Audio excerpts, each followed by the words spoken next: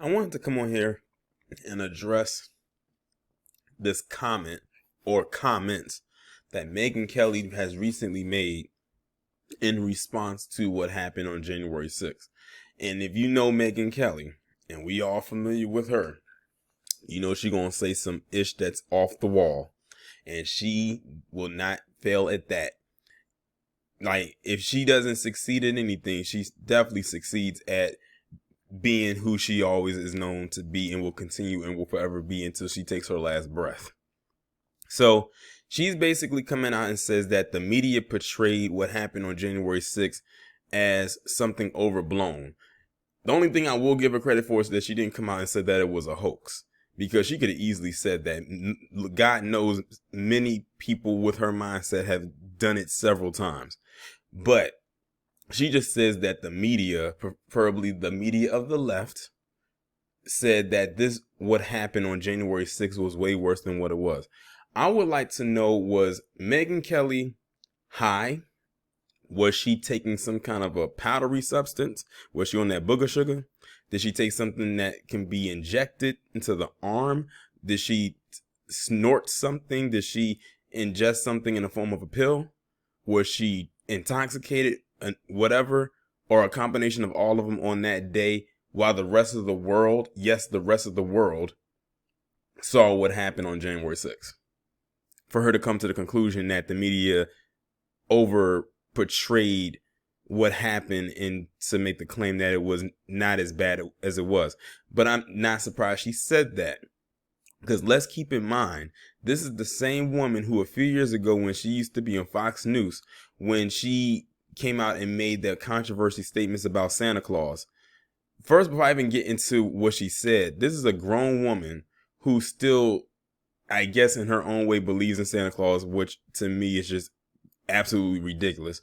But she said that Santa Claus is white. And when her cohorts asked her what made her come to that conclusion, she had no data to back up her next response, which was, he just is. Her "I'm white and I say so" kicked into high gear that day, and it's been that high ever since. And since then, it's continued to elevate. But that also lets me know what she's been telling her kids. Because let's not also forget recently that she got upset about, I guess, some kind of curriculum that was being taught in schools or whatever, wherever she was sending her kids.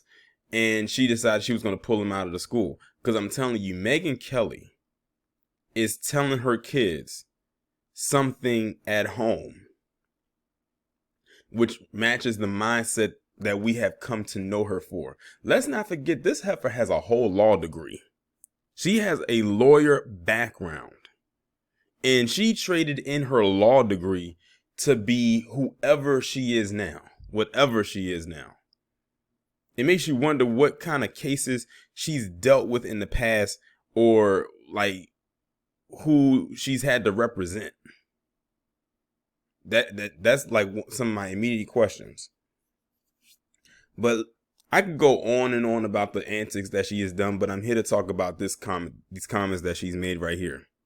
Journalist, and that's a loaded term for her, Megyn Kelly criticized the media's coverage of the January 6th invasion, saying many news outlets misportrayed the Capitol siege, during which hundreds of people stormed the building and clashed with law enforcement. Mind you, one member of law enforcement actually died that day. This is the same thing that they kept trying to say, oh, this is touring. I'm like, who goes on a tour like that? Usually a tour is more quiet, and the person who's usually saying the most stuff is the tour guide. And the only time someone else says something is when they're asking the tour guide a question. What they did was, there was no tour guide there. There was a lot of noise. And, Ye would have been better off, going to tour the zoo, considering, that's where many of them came out of. I never seen so many two-legged beasts in my life all at one place and one time than at that Capitol that day. And let's not forget, they did some of the most disgusting things that I'm not going to go into detail. I almost said it, but I'm not going to go into detail. Like, y'all heard the stories. After comedian Chrissy Mayer told Kelly during her Monday podcast that she attended former President Donald Trump's Stop the Steal rally outside the White House that preceded the Capitol attack. Kelly agreed that there is no question the media misrepresented the event, making it out to be so much worse than it actually was, though she did describe some of the mayhem caught on video. Now, here's where she's about to contradict herself, and the heifer is so stupid and ignorant that she probably didn't even realize what she said contradicts what she claims. We've all seen the video of people like screaming in the face of cops, being totally disparaging, and defecating on the floor. And like I said, I didn't even want to mention that in my previous statement, but because I'm reading her quote, she just mentioned it for me. Of the U.S. Capitol, and lawmakers were understandably afraid, not like Representative Alexandria Ocasio-Cortez saying I need therapy for the rest of my life, afraid, but I could understand it and I didn't like seeing it, Kelly said. Right there, she just contradicted herself. She said it wasn't as bad as the media portrayed it out to be, but she just listed a couple of things that happened that made it as bad as what the media portrayed it to be, if not worse.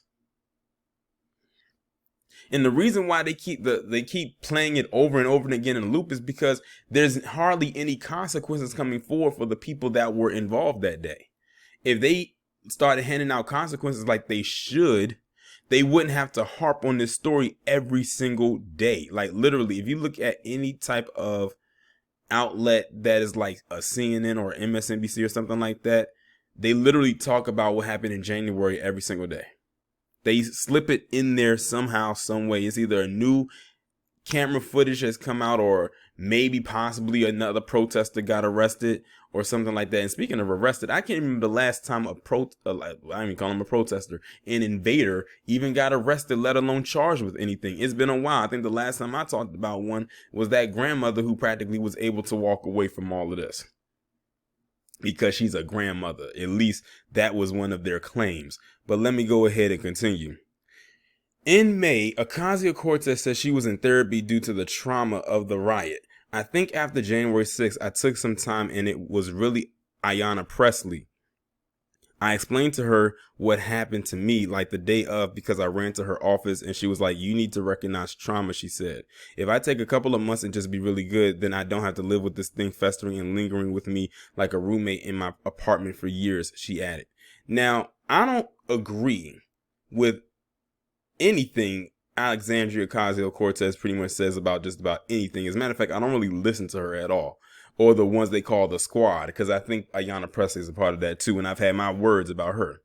But for Megyn Kelly to actually sit up there and try to dumb down what she actually went through in the moments of that happening in that moment was came off very disrespectful and very standoffish. Because imagine you're at work and all of a sudden you have this horde of human locusts just descend on your job out of nowhere, and you don't know what's going on. You don't know what they have. You probably thinking that could be your last day.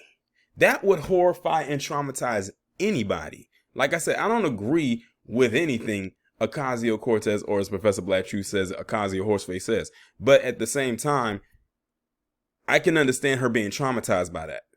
Because you don't know who these people are. They could have came to your office and took you out that day. That could have been your last day, and you wouldn't have known why they did it.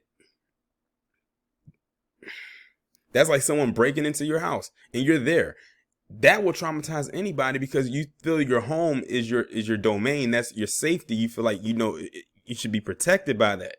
But the minute that someone kicks that door in and tries to rob you, or does rob you, and you're lucky to survive, your domain that you felt was private is no longer private. It's no longer sacred. It has been descended upon by an outsider. That's how I'm sure a lot of those people in that Capitol who worked there that day, whether they were politicians or security or regular workers, felt in that moment.